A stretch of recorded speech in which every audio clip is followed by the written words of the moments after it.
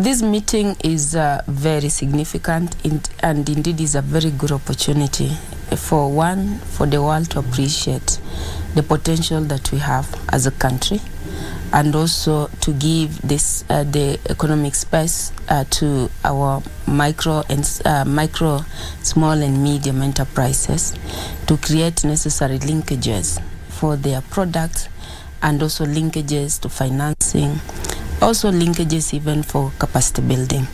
One thing that we'll want to appreciate that the manner in which our economy is designed, or rather our architecture in this country, is that majority of businesses are in MSME. And in that MSME space, majority of our MSMEs also fall at the first M. I call it magical M. That's the micro, and this is due to the high informality of the MSME sector.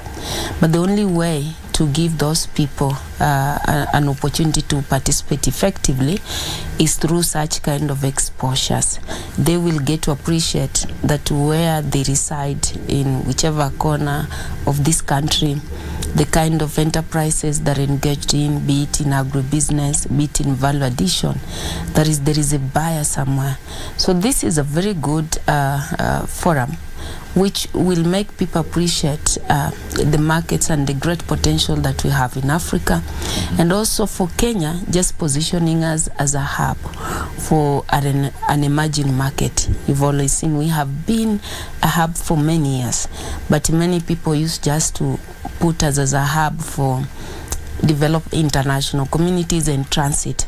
But now we want to position ourselves as a hub for economic development. So I think it's going to be very critical, because it will create those opportunities for the connectivity and participation of our MSMEs. Kenya for a long time has always been the hub, the international hub. But as I've said, this has come a time now where we are now also capitalizing on that international hub that we've had. You see, for many years we've hosted the UNEP here, UNDP here, UNEP especially UN, UNEP, UN Habitat, and many other international organizations. But again, how we are just geopolitically positioned in itself makes us, also become that center of trade in Africa. So like I said, we are not just a gateway to the rest of Africa, but also we are a gateway to the markets, both raw material, to the emerging market for raw materials, and also for finished or processed products. So I think Kenya is very central. But again, also is the acceptability and the penetration of technology. Look at the various milestones that we made in mobile money technology. Makes the world appreciate that if it can happen in Kenya, that is any mobile money innovations, it can happen anywhere in the world. So I think it's in great appreciation of that people feel let's come and advance this conversation. But also I want also to think is because of the leadership that we have right now that has placed a lot of focus, a lot of effort on MSME. You will realize that this is the first time since independence that we are having a state department that is focused on MSME growth. And it's just in appreciation of the contribution that this sector does to our economy. Right now, in terms of GDP, you can put it at 20%, but I believe that we have opportunity to even increase it to 80%. And that's why the president keeps on focusing on intervention that can stimulate economic growth or participation of people at the economic pyramid. So I think the environment is very conducive, and it has never been conducive like it is today because of the political goodwill that we are now enjoying in this space. And also because we are able now through this State Department and our ministry to create a coordination platform where all actors, private sectors, government agencies, development partners can meet, read and act from the same script.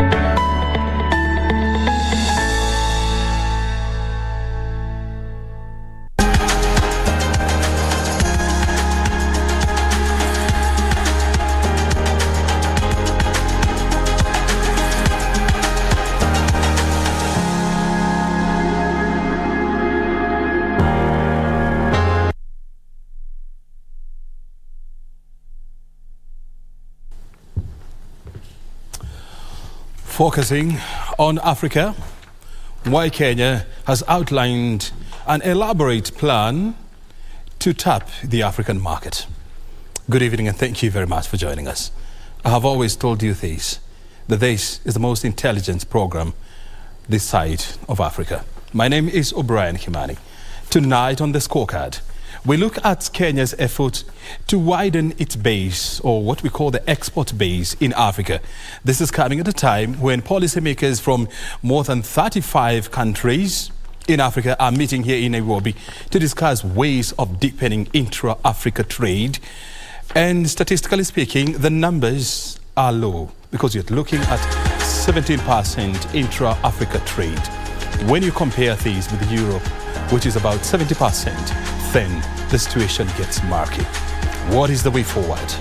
As usual, our team of experts are in the house. They'll be helping us with the numbers and facts. And again, they'll also be making inputs as to how we can do better where we are failing. And as usual, we have Marie Yambo. She's very good at those numbers. She's about to splurge them now on your screen. Marie Yambo, what do you want to tell us tonight?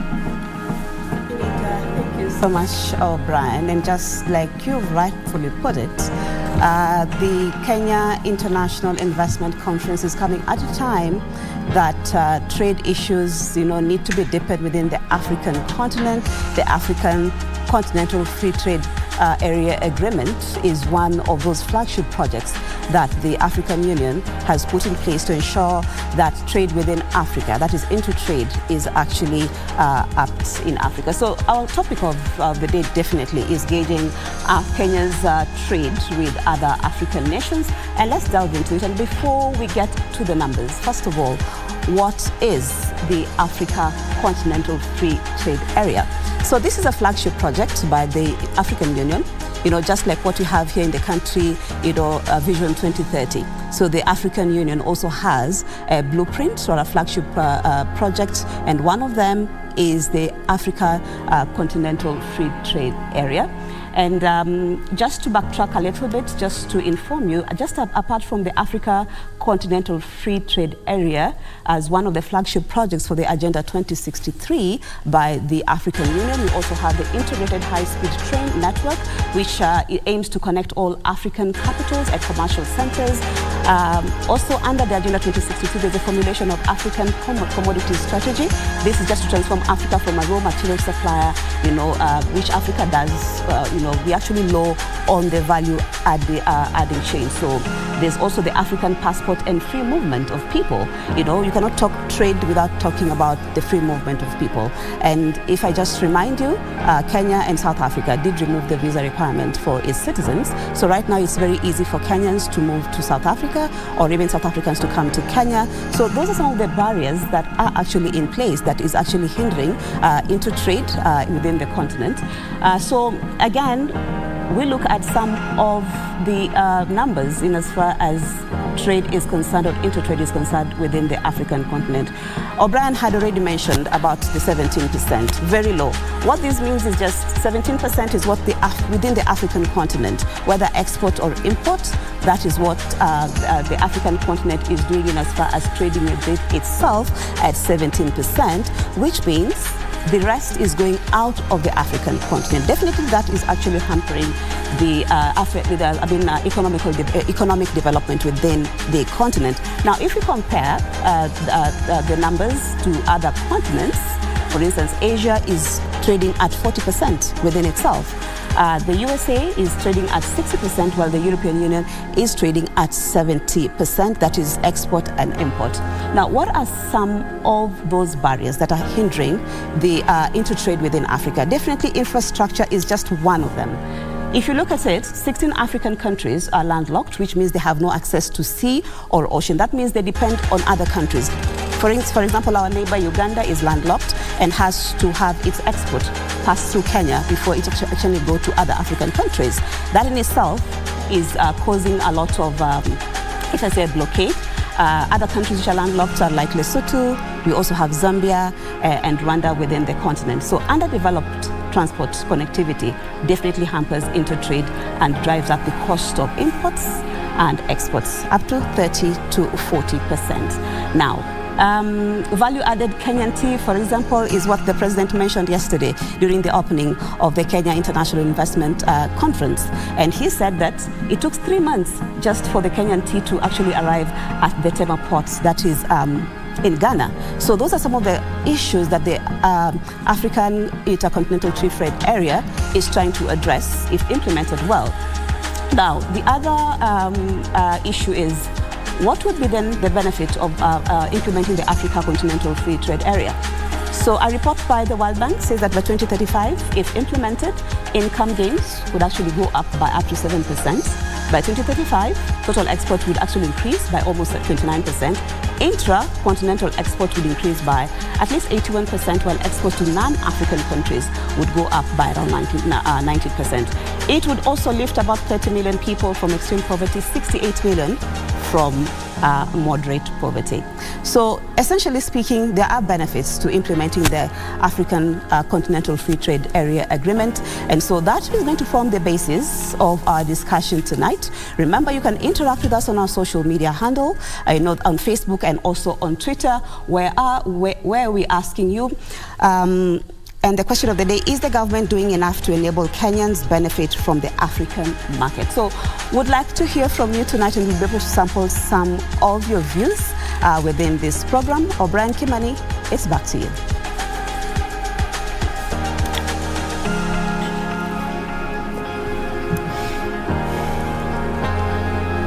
Thank you very much indeed, Marie Yambo, for taking us through those numbers. And of course, as we say on this show, numbers are statistic. I mean, they are stubborn, and statistics do not lie. Those are the numbers that we want to look at. The dream of creating a seamless Africa, a continent made up of 54 or 55 states, depending on where you stand. How can we have a borderless Africa, an African that is trading with itself? And as a country, how do we take advantage of the African continent, which has a population of 1.3 billion people and an economic size which is about 3.4 trillion US dollars? How do we take advantage of that? And you see, the African continent is expected to have about 7 billion people by the year 2050. And so for anybody who's not talking about Africa, then you're just winking in the dark. My name is O'Brien Kimani. This is the scorecard. Tonight, I'm about to unveil my team of experts. The two faces are familiar, but we have a new one. And we're talking about Professor Fred Ogola. He is an economist as well as a governance expert. He's joining us tonight. And Prof, we appreciate your time on the scorecard tonight. Karibu sana. Thank you very much, O'Brien. Asante. Next to Prof, we have Whitney Misheni, also a regular face on this show. Thank you very much. And I must admit that you're looking quite good, in blue. This is blue, right? Yes, this is blue. I think so. This is white. What color? Different shades of blue. Because you're also in blue. Did you know that? We have no idea. And next to, you're welcome. And next to Whitney Mishenu, we have Dr. Peter Mbai. He's the head of Ministerial Delivery Unit. This is the Ministry of Investment, Trade and Industry. He's a seasoned negotiator, and he's joining us tonight to help us put these numbers into perspective and, of course, help us understand what the government is doing to deepen intra-Africa trade. My name, again, as I said, is O'Brien Kimani. At O'Brien Kimani is my Twitter handle. At KBC Channel 1 is, of course, our Twitter handle. Let's now get down to the business of the day. And I want to hear this from Dr. Peter Mbai. What is the government doing to deepen its trade with the rest of Africa? Thank you so much, and all the viewers who are joining us this evening. It is very simple and very wide. One, is that for the last few months, we had to sit down and find where are we first. And all of the things we discovered, among the 3 things we do in the Ministry of Investment, Trade and Industry, one is investments, that is FDI, foreign direct investments, what we call ADI, Africa Direct Investments, and DDI, domestic direct investments. This is about encouraging and bringing manufacturers. I want to be very clear. We are not about bringing in from other countries retailers, people who come and compete to do trading that can be done locally. Ours is to bring in manufacturers. That is number one. We have a very ambitious target. Since January, $10 billion. Kenya has been doing only $500 million a year in FDIs. So we have a target of $10 billion by December this year. Where are we? Not very bad. We are at about 20%, 30%. And most of the work has been foundational. So we expect of what? Of the 10 billion. Of the 10 target. billion. Yeah. So you're talking about 3 billion. 3 billion. USD. And we hope in the next, because a lot of the work has been foundational. I mean, you have been seeing the CS, moving across most of the countries to look for FDI. Here we have been mobilizing DDI, I mean domestic, getting the domestic people, I mean the local investors also. Number 2 is the issue of exports. I mean, we have 3 state departments of industry, trade and industry. So the second issue is the issue of exports. Now, for the last 5 years, about 5 years ago, Kenya was doing a contribution to GDP, exports was doing 30%. It came down to 10%. Now, what does that mean? By exports coming down, it means the issue of the dollar you are talking about. Because when we become an importing country, that's where you get messed up with the dollar. Because you are bringing in, so it's squeezing. But when you manufacture and export, that's when. So some of these cries you hear about dollars, they are natural. It's simply because you are getting a beating by being an importing country instead of exporting. Again, what have the ministry been doing, led by the CS and also, of course, the permanent secretary or the principal secretary of trade, going out there, because trade doesn't just happen. Trade is very, very deliberate. You have to go.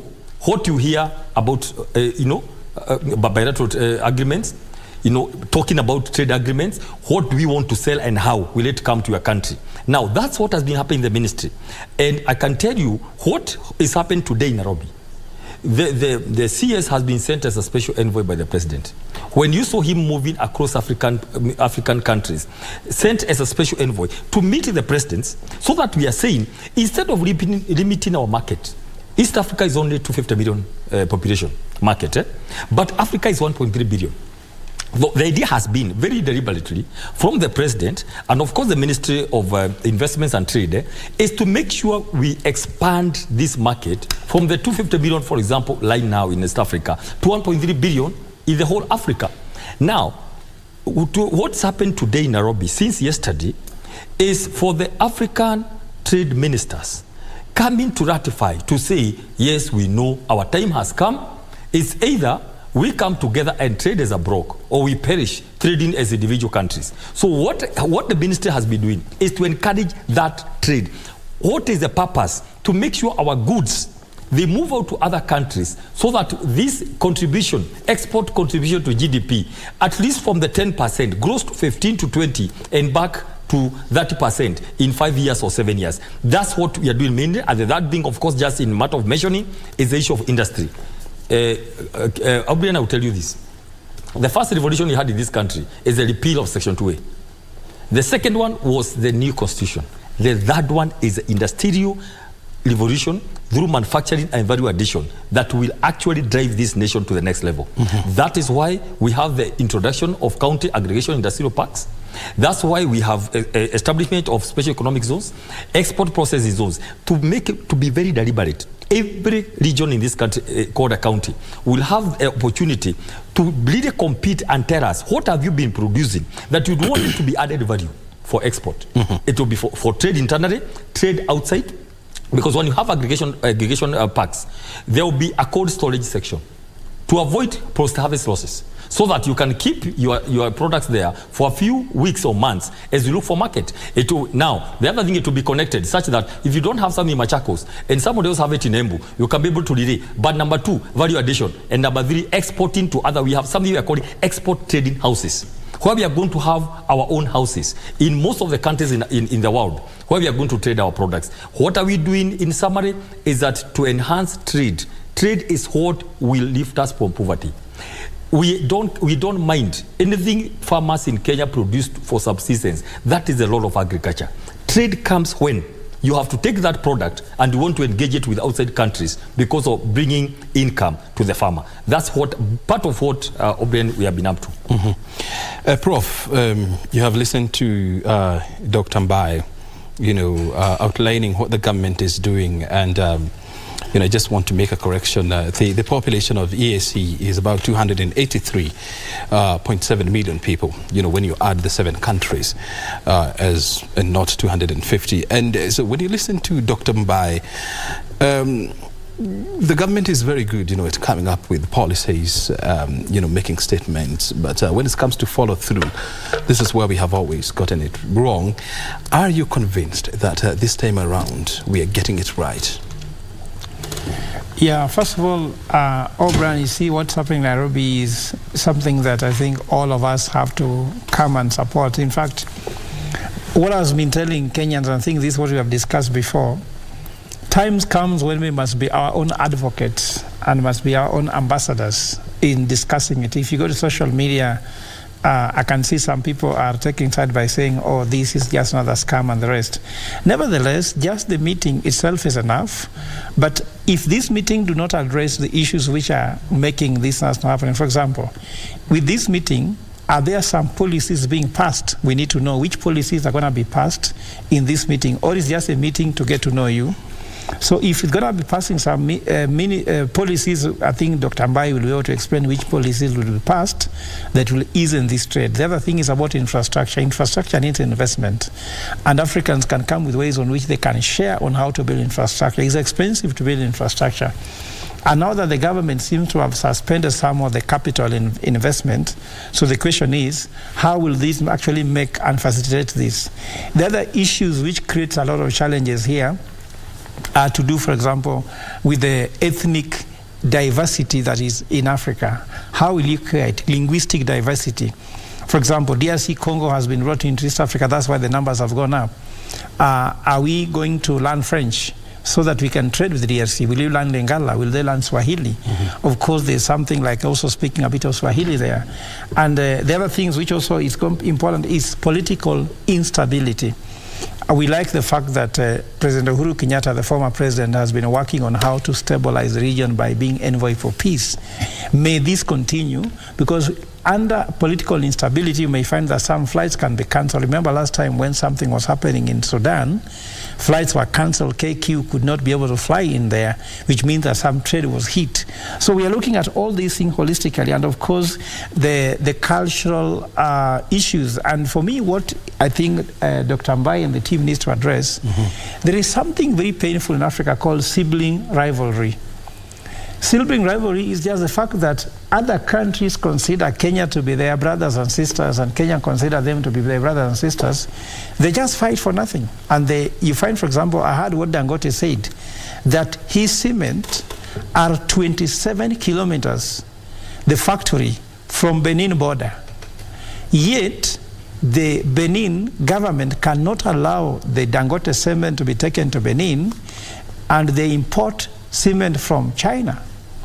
And what is the problem with taking cement from Nigeria, which is just in the border, and importing them to Benin? It's just that your neighbor feels you are going to succeed. And these things happen from the family, whereby sibling rivalry can just make families not succeed. And I think that this is what Africa needs to come from.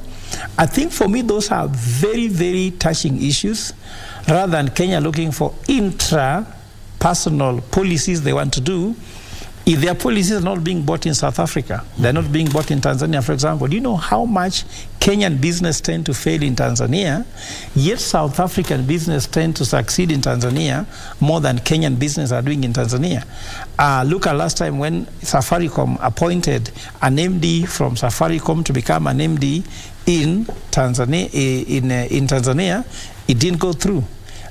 It's just because of reasons to do with the policy. So I agree that for me, the most important things I need to do is policy environment need to improve, infrastructure need to be more vibrant, but we need to change mindset, because changing mindset is more difficult than building infrastructure, O'Brien. What about you, Misheni? Thank you, O'Brien, and also a good evening to your viewers. Thank you for that question.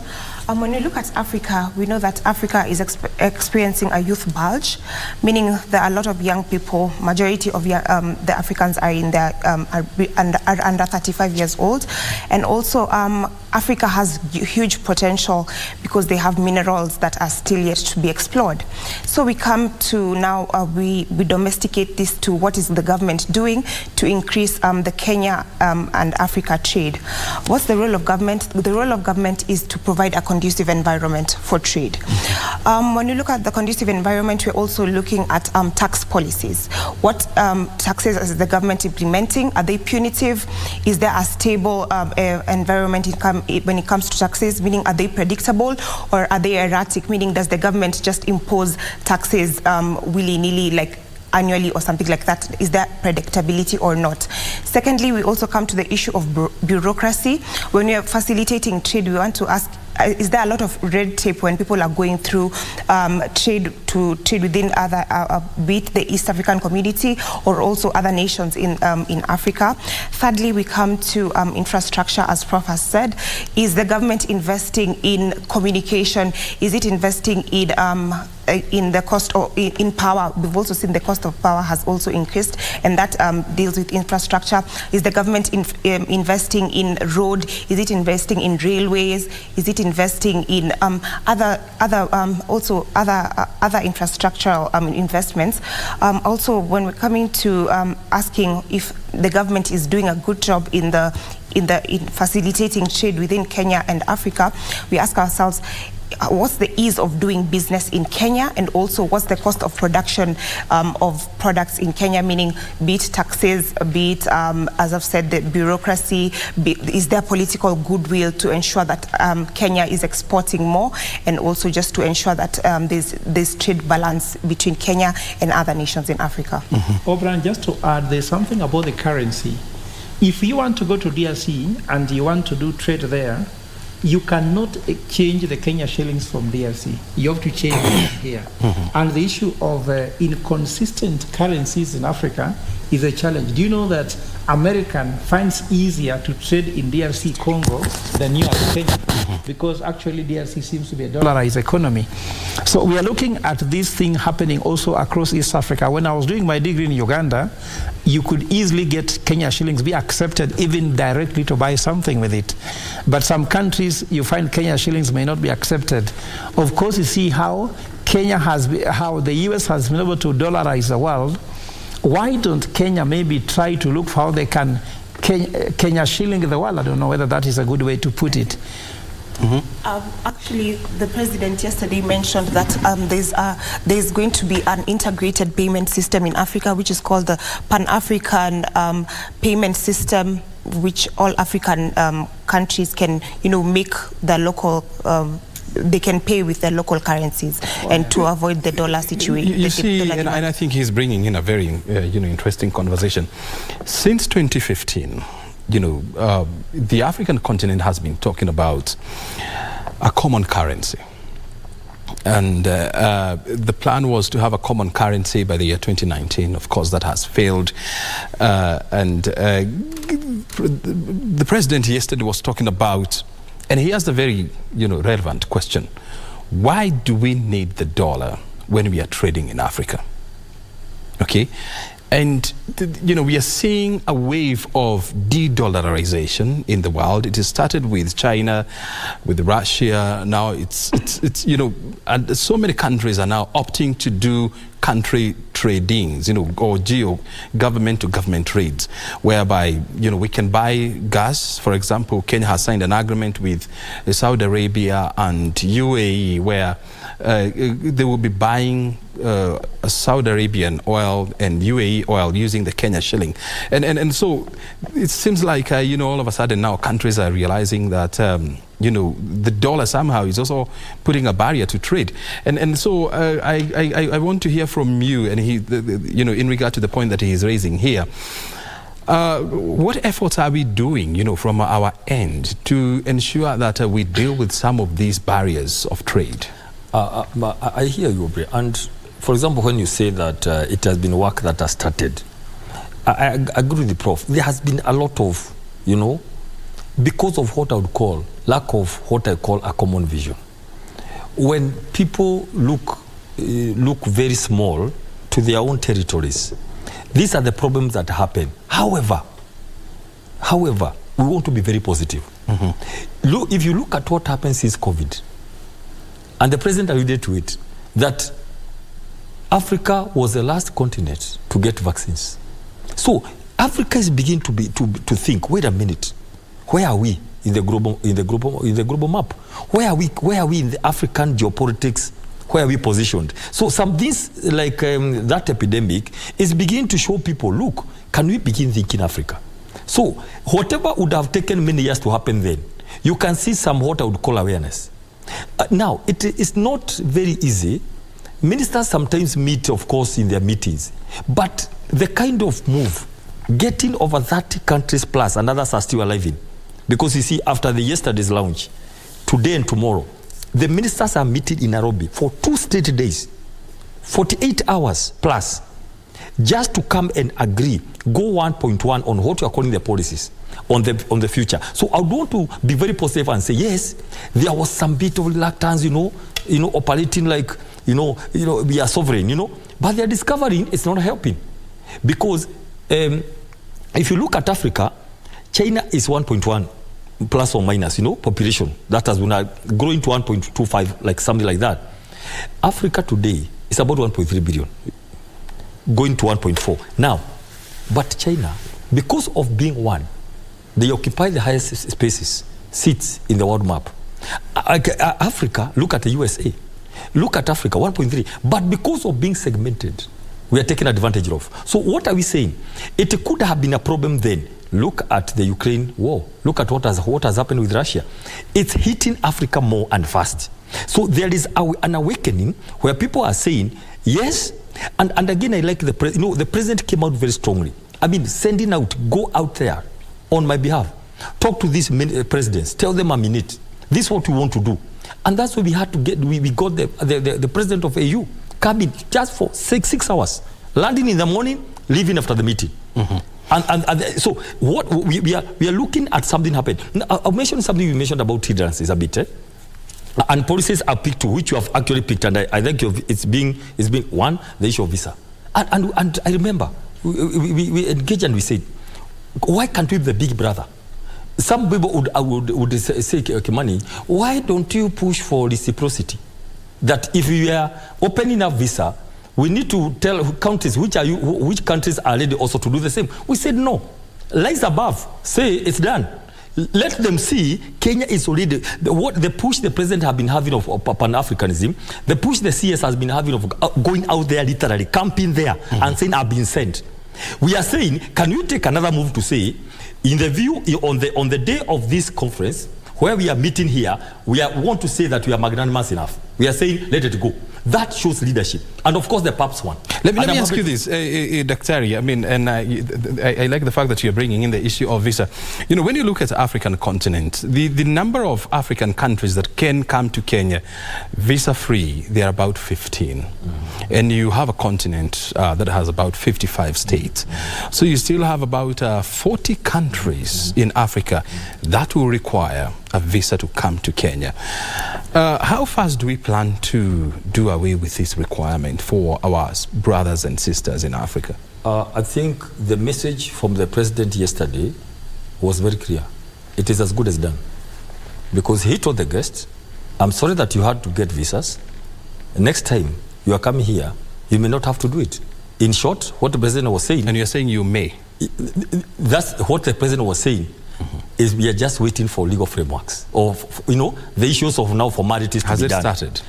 I can tell you from where I sit, we are waiting for what you would call, there's those instruments he must sign. That's why he said, you may, as soon, because somebody may come next week but one. So it's something which the president is going to pronounce himself properly to make it. Of course, you don't want a president making what you would call outside, right? But I can tell you, there is every move, I can tell you that internally, to remove visa requirements. Visa requirements. Look at countries, some countries, I mean, we are not the first, I mean, in other countries, where you can work in 185 countries, no visa requirements across the world. Now, we want to be that country in Africa. We want to lead. Of course, what happens is that looking at other issues like security and all that, there's going to be like 5 or 10 across the world, 5 or 10 to 15, exemptions because of other factors. Very good. But in good faith, I can tell you today here seated, in the good faith of this intra-trade in Africa, visa, Kenya, you are going to get into Kenya without visa. Very well. That is a pronouncement. Prof, because we need to go for a quick break, I'm giving you 30 seconds to respond to what Dr. You see, first of all, that we must also be balanced here, because sometimes opening up too much can also bring other risks. Because remember that there's a linkages between Kenya and other countries. For example, it used to be very easy to get a visa to UK, but when some other countries found that other nationals could come to Kenya and then get a visa from Kenya to go to theirs, they added restrictions. So visa is something which is interrelational with other things. So sometimes you can open up your borders too much, and that can expose you. At the same time, America is one of the highest visited countries in the world, and entering there, their visa restrictions are very high. So just opening up your borders and making visa free necessarily doesn't mean you have quality people coming, because you might find some people are coming for things which are not adding value. So value addition in their visit must also be checked. And that's why, I mean, Dr. was talking about, putting the necessary policies in place to ensure that you attract the best in Africa. Well, you're watching The Scorecard. We're live from Broadcasting House. We're taking our first break. Thereafter, we're back with more conversation. And of course, remember our question of the day. Marie Yambo will be on the scoreboard with more information.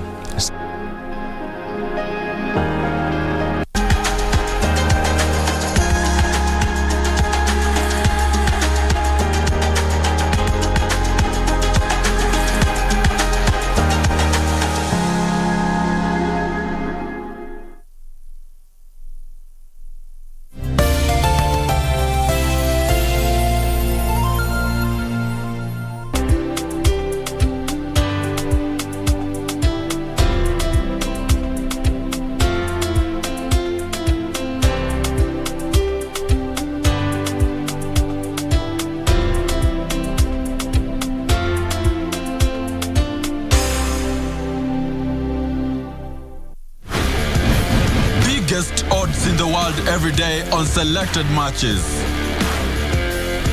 Make a decision. Mozart Bet.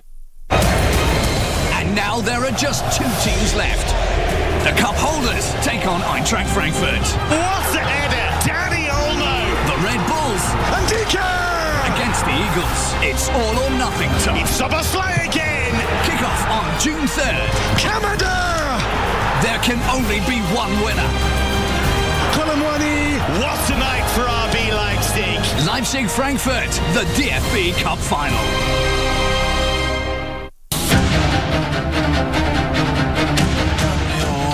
자, 그럼 우리 형사님 각 나오도록 기도합시다. 오, 주님, 형사님의 각을 붙잡고 있는 마귀들을 내쫓아서. 잘생겼는데 아주. 아니 근데 그냥 가는 건지 가서 인사도 드려봐야 돼. 저희 좀 도와주십시오. 한없이 연약한 어린 대학들입니다. 시부님! 제발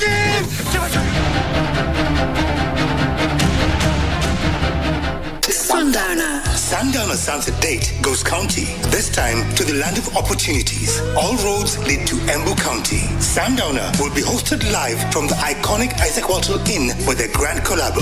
Catherine Donye and John Obongo Jr., the Wicked Weekend Man, and thereafter John Karani JK will keep you on your feet with hits from the 80s and 90s till late. Good morning, Mr. Walker. There will be country music performances by Carrie B, karaoke sessions with Kid Karaoke, and much more fun. No dull moment when Sundowner fans get together. Sundowner Sunset Date Embu County Edition, proudly brought to you by KBC English Service and the Kenya Tourism Board on 3rd June 2023 at the Isaac Walton Inn, starting at 2 p.m. Entry 500 shillings at the gate. Tembea Kenya, Tembea Embu.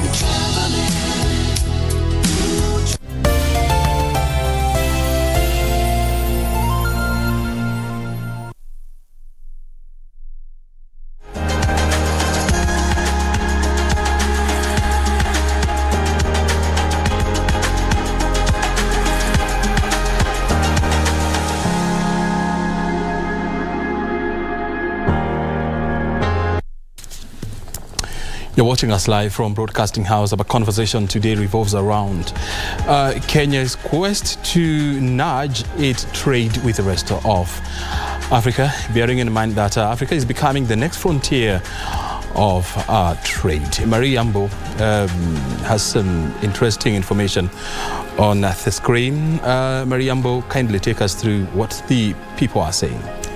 Indeed, O'Brien, remembering that our question of the day was, is the government doing enough to enable Kenyans benefit from the African market? Well, a lot of interesting reactions here. Maybe some of them I'll not be able to put on air. But Mohammed Kasim Dirie says yes. So he's agreeing that the government is doing enough to actually, for Kenyans to benefit from the African market. But Bruce Berunika is saying what the government is doing is opening new investment opportunities in Africa, but its citizens are not equipped to be competitive in those new markets. Now, Joseph Supeo says seriously no. Phyllis Papa also says no. So those are some of the reactions that we're getting from our social media platforms and from our viewers. So I would say keep your comments coming on our Facebook, KBC Channel 1 TV, and also on Twitter. We will still be sampling some of your comments. Is the government doing enough to enable Kenyans access markets in the African continent? That is the question of the day, and would like to hear from you. So Brian, let's continue the discussions. Very good indeed. Let's continue with the conversation here. Peter Mbai, doctor, is talking about, the initiatives that the government has put in place. And one of them is rethinking the visa requirement for a number of African countries. But the question that is coming through is then, if we were to open up our borders, for Africans, for Africans just to come to Kenya without visa restrictions, then the question is, how do you screen and ensure that you're, number one, getting the right people into the continent, and number two, how do you do things in a controlled environment so that you also don't upset your visa agreements with other countries?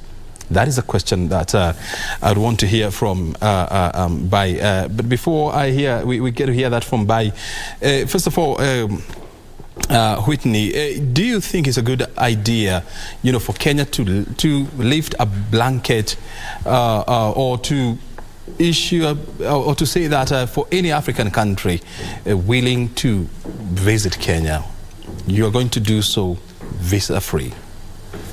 Thank you, O'Brien. I do believe there must be some, I think the president did say that he was opening up the borders visa-free for anyone who was coming in to engage in business. But I do believe that there must be some restrictions within Kenya so that we ensure that people who are actually coming to do legitimate business and not illegal and also illegitimate trade are the ones who are coming to Kenya. But I also do pose that as we are talking about Kenya and African trade, I do believe I laud the president for also taking up this conversation in a very spirited manner. But I have to say it on air that I'm very skeptical about Africa and how Africa is going about the inter-Africa trade. I do believe that Africa is, and as we as we speak right now, Africa is still experiencing a new scramble for Africa.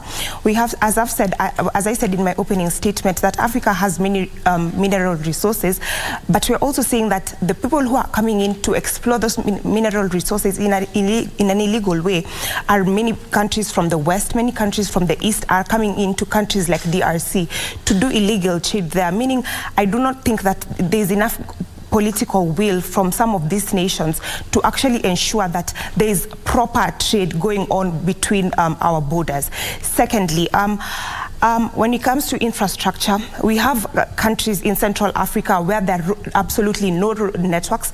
For example, right now, if I want to export something to, be it Central Africa Republic or the Congo, I probably have to go to, I have to ship my things to Europe so that they can come back and go to Central African Republic because there's absolutely no investment in infrastructure. Thirdly, I can also say that Africa is still experiencing a lot of conflicts, a lot of wars. I do not think that they have matured yet to the place where we are saying that economic trading blocks are the ones which are taking center stage. We have seen conflicts going on in Sudan. We've seen DRC. We've also seen Ethiopia, meaning I do believe that Africa still has a very large, a long way to go when it comes to intra-Africa trade and realizing the Agenda 2063. Thirdly, fourthly, I do not believe that Africa is investing a lot in digital economy. I think Kenya, South Africa, Ghana, and probably some countries in the north, in North Africa, are the ones who are investing in the digital economy.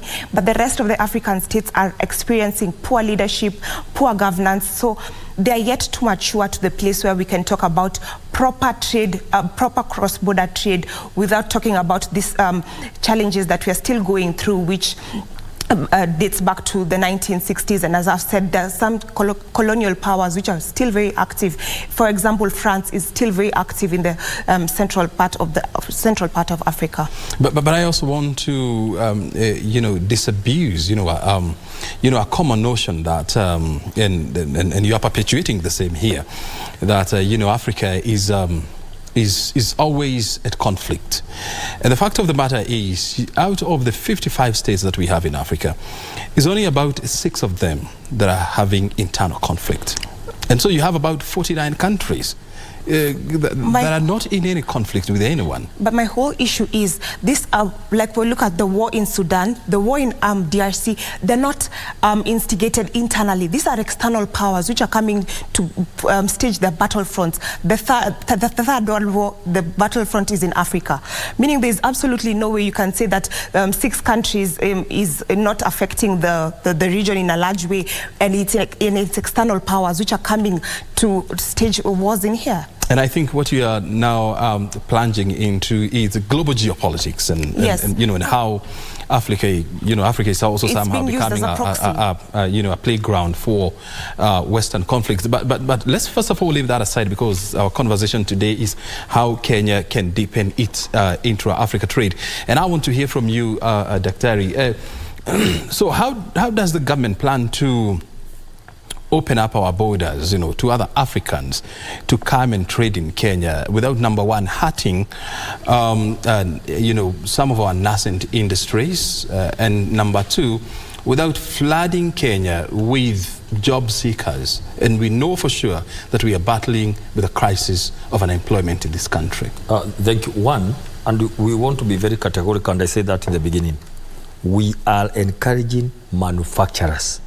We are encouraging FDI, direct investment, so that there is what we call technology transfer.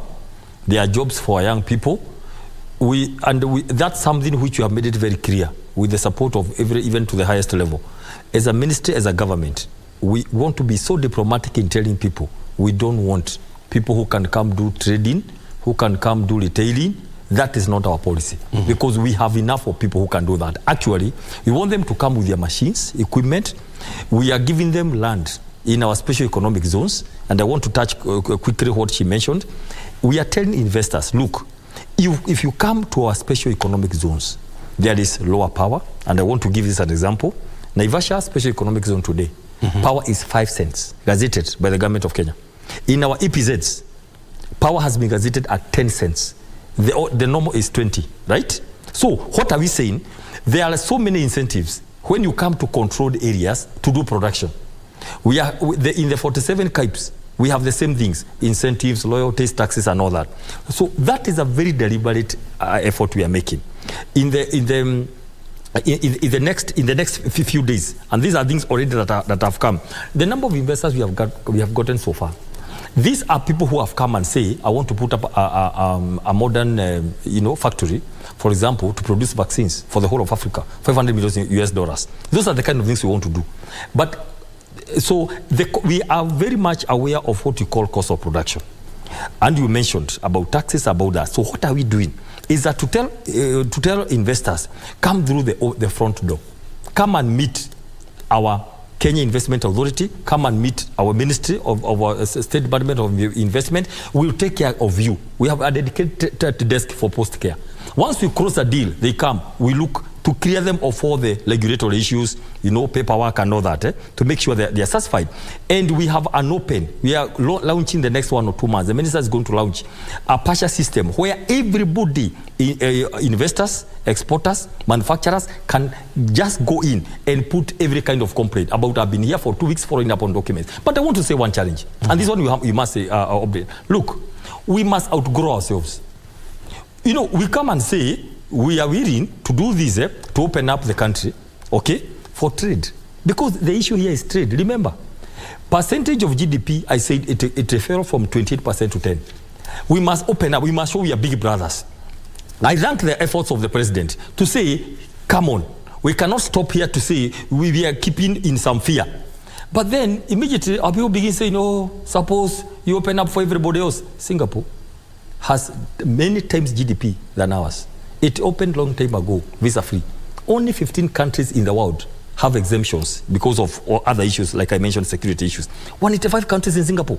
Yet it has like 20 times GDP. We need to confirm that. Look, it pays off to be a big brother.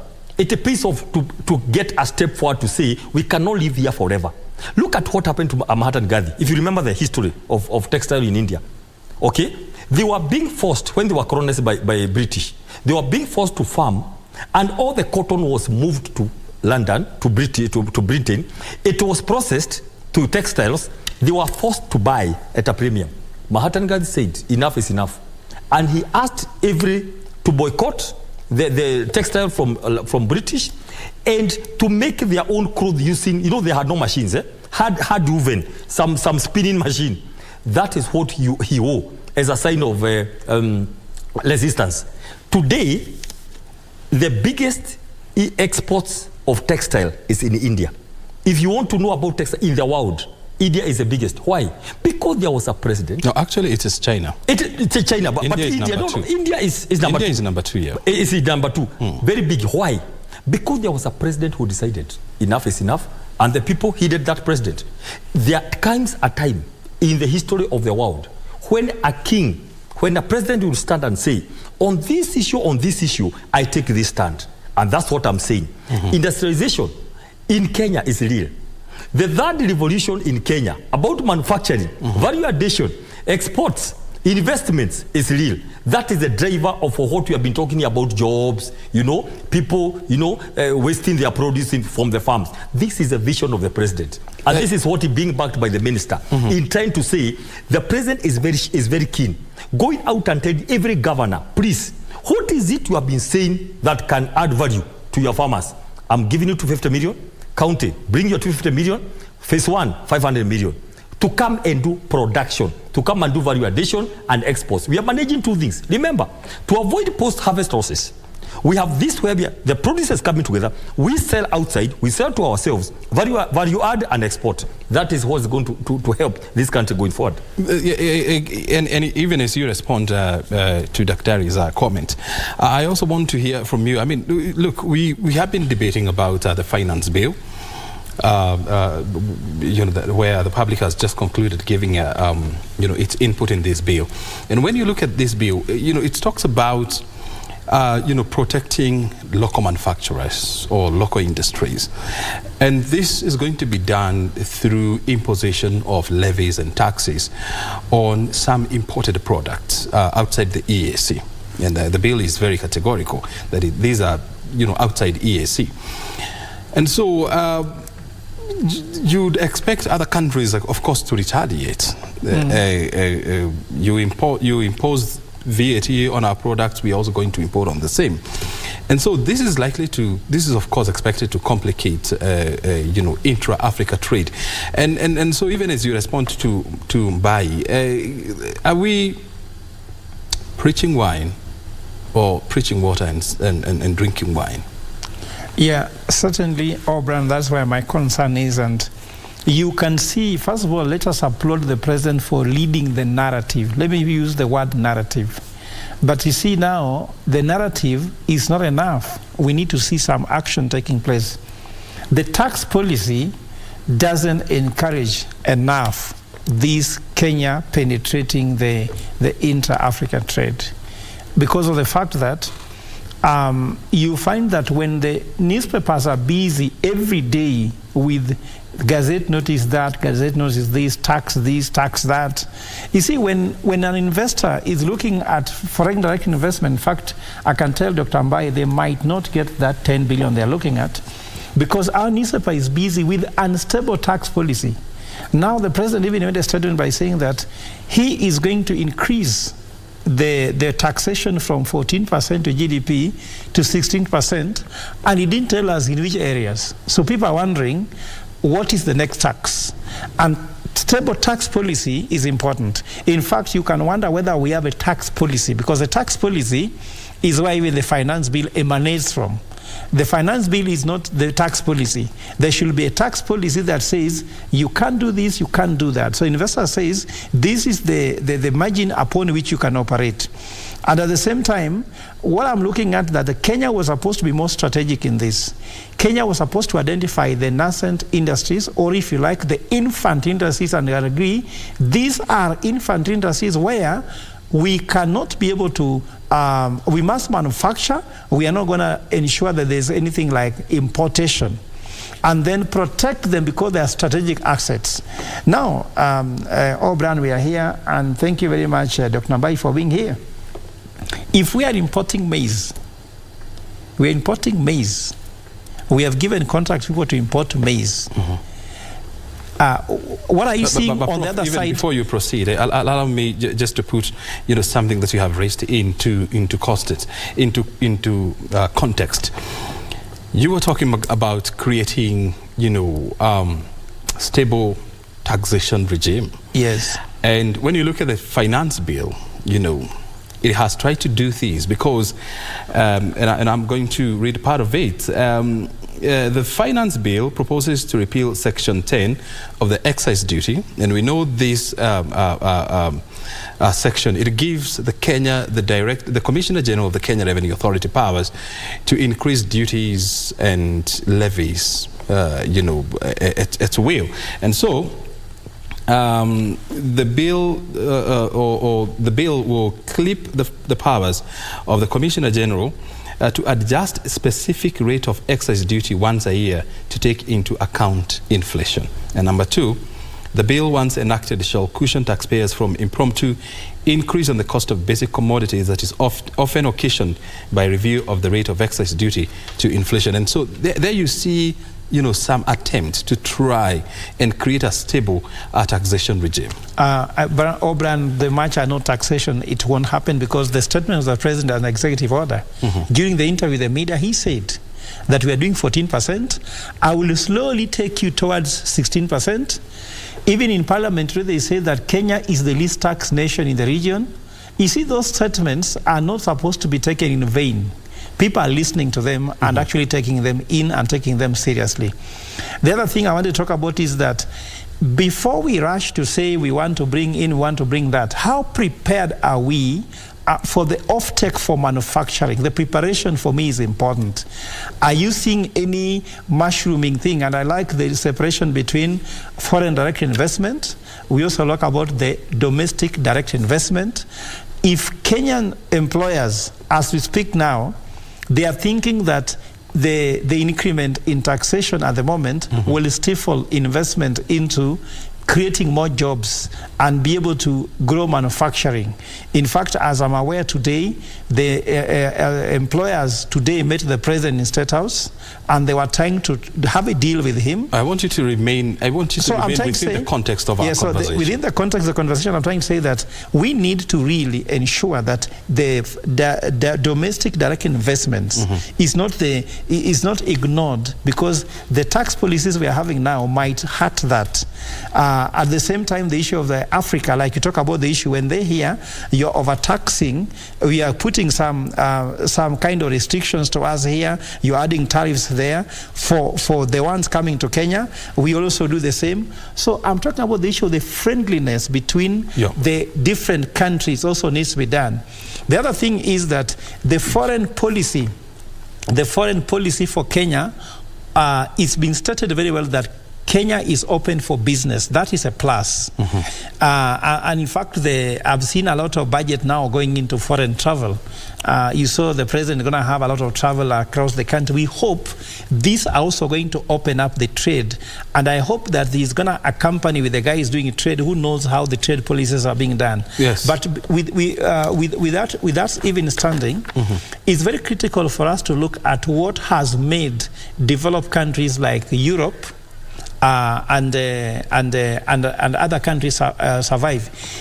What was mentioned by Whitney about the instability in the country, if Holland has a lot of exportation of milk to Western countries, and they don't want those countries to be stable, so that they continue depending on foreign bodies. So Africa needs to be a little selfish and be in looking and looking at other neighbors to be friendly to them, but also we need to feel African rather than just looking at ourselves as individual countries. Thank you. And this unity is important for us to be able to take off and be able to advance our trade. Yes, Whitney, quickly. I just wanted to rebut to Dr. Mbai, or rather I just wanted for him to elaborate more. As he talks about foreign direct investments, I would like to ask, how is it going to benefit the locals? Because when you're talking about foreign direct investment, the multinationals can take advantage of the environment in Kenya. So I expected him to say that the technology that will be deployed when the foreign direct investment is being done,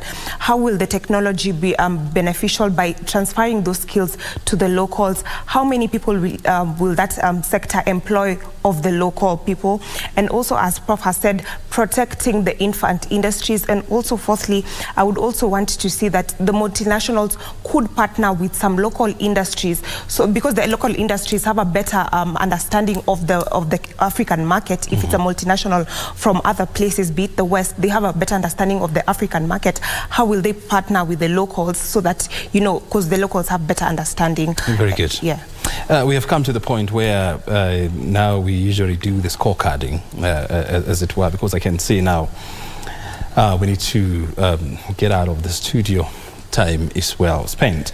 And so the first question that goes to Whitney: how do you rate government effort in increasing trade with Africa? I would rate it at 2.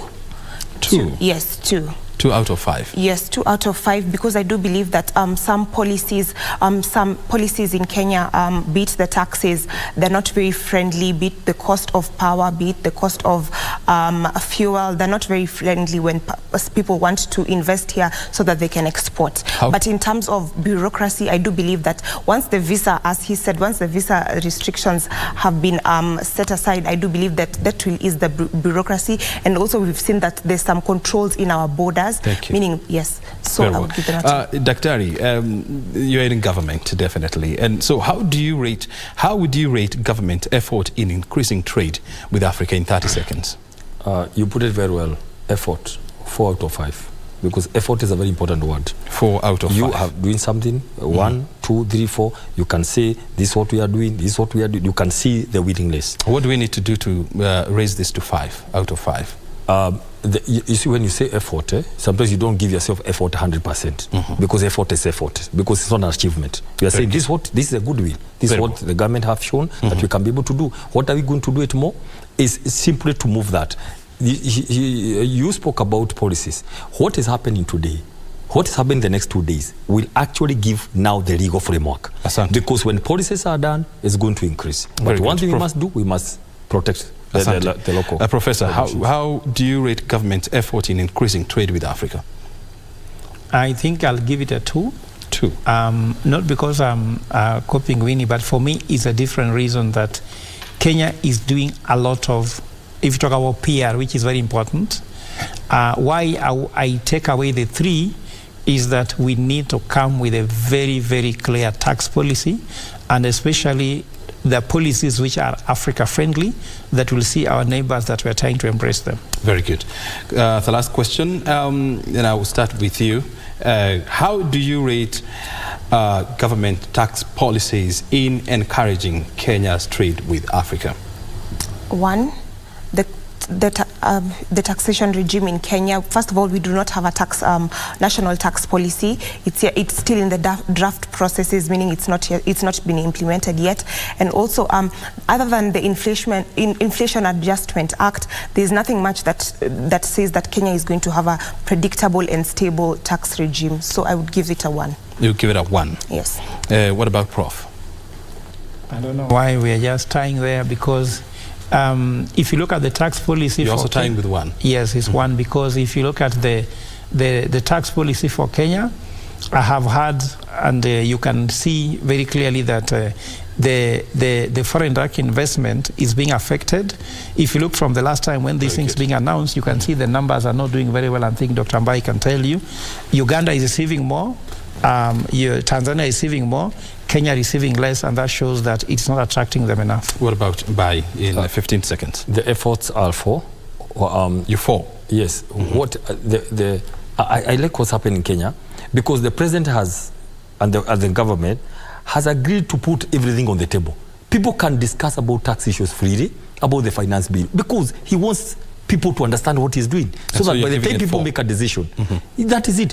What the government is doing about the whole tax regime is reorganization. Asante. And that's why there's a bit of noise before the things settle down. That's all. So it's a tie here. You're giving it 4, you're giving it 1, you're giving it 1 as well. Thank you very much indeed. Marie Yambo, let's now get to hear what the people are saying on the scoreboard. Indeed, O'Brien, and just as our guests have rightfully put it, given their scores on what they think in as far as investment, trade, and all that, particularly in Kenya. Also, we have viewers watching. Jared Namai Kefa from Kibra Lindi in Nairobi says, what the government is doing is opening up doors for foreigners, but what about Kenyan citizens to go to those countries? Are those countries ready to lift visa requirements for Kenyan citizens to visit their country? So that is his concern. Bensar says, hey, I'm watching from the show from Todonyang in north of Turkana, and I'm liking the conversation in studio. Thumbs up to Dr. Ruto's administration for initiating bilateral ties that can enable Kenyans travel freely to other countries. He says, myself, I'm planning to travel to Eswatini and Lesotho through Joburg, because as a Kenyan now travel, there's no visa requirement. I'm also waiting for a day when a Kenyan can be allowed to travel to the US visa free, so I can travel to Miami and Vegas as frequent as I'd wish. Thank you so much for joining us this evening and contributing to the conversation tonight. We'd like to end it there. My name is Marie Yambo. We hope to see you again on the scorecard next week. O'Brien, it's back to you. Very good. I think we just want to tell that gentleman that you can visit Uganda, Tanzania, Rwanda, South Africa, visa free if you ever want to visit. Well, we must come to the end of this show tonight. Thank you very much indeed for watching the scorecard. Thank you very much indeed, team, for being with us, and of course for helping us put this conversation into perspective. Your time is highly appreciated. My name is O'Brien Kimani. We'll see you again on Tuesday, same time right here on KBC Channel 1. Until then, have yourself a good night.